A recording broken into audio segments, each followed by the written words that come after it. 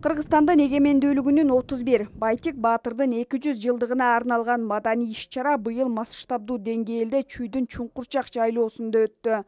Ага өлкөнүн бардык аймагынан өкүлдөр барышкан. Оштон барган делегациянын башында эле мэр, вице-мэрден сырткары муниципалдык мекемелердин жетекчилерин көрүүгө болот. Жылуулук, тазалык, жолдор башкармалыгына окшогон мекемелердин башчылары ал тарапта эмне кызмат кылат деген суроо жаралды. Негизи туура эле жетекчи кеткенде орун басар сөз орунда калып, аты деле айтып турбай орун басар депчи.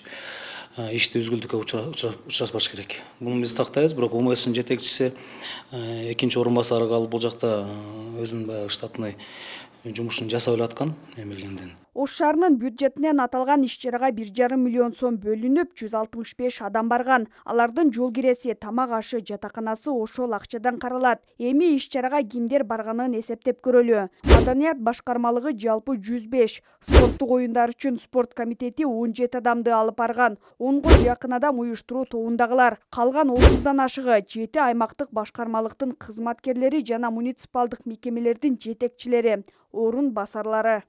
Ош мэриясынын социалдык тармакка жүктөгөн сүрөттөрүнөн кимдер барганын карап көрөлү. Нурбек Исмаилов, Ош тазалык муниципалдык ишканасынын жетекчиси. Арзыбек Жунусов, Ош шаардык жолдор башкармалыгынын жетекчиси. Бекмурза Эргешев, Ош жылуулук электр борборунун жетекчиси. Алтынбек Токошов, Ош аймактык шаар куруу жана архитектура башкармалыгынын башчысы.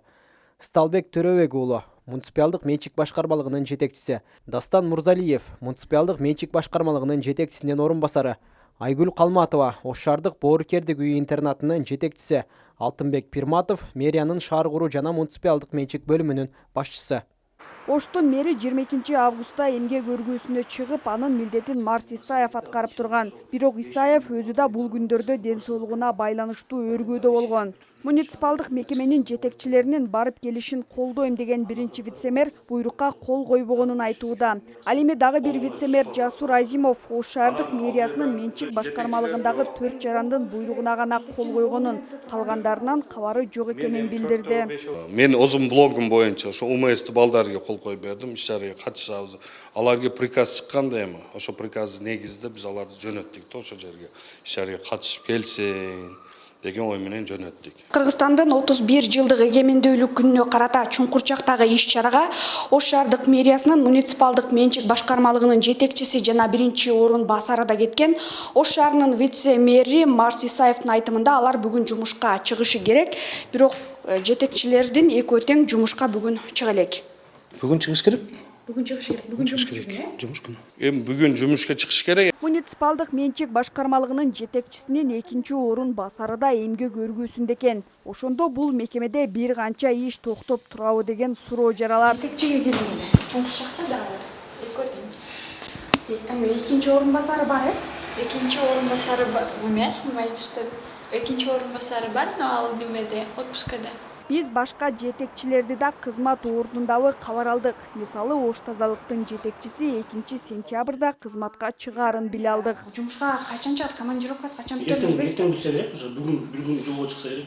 Ошентип 2-борбор калаанын бийлигинин бир катар жетекчилери бүгүн жумушка чыгышкан жок. Мындай көрүнүш адатка айланып бара жатат дейт Гүлгакы Мамасалиева. Анткени көчмөндөр оюну сыяктуу ири иш-чараларга муниципалдык мекеменин жетекчилери барып алышат. Колубузда ким иштесе ошонун баарын алып бара беребиз деген адатты токтотушубуз керек.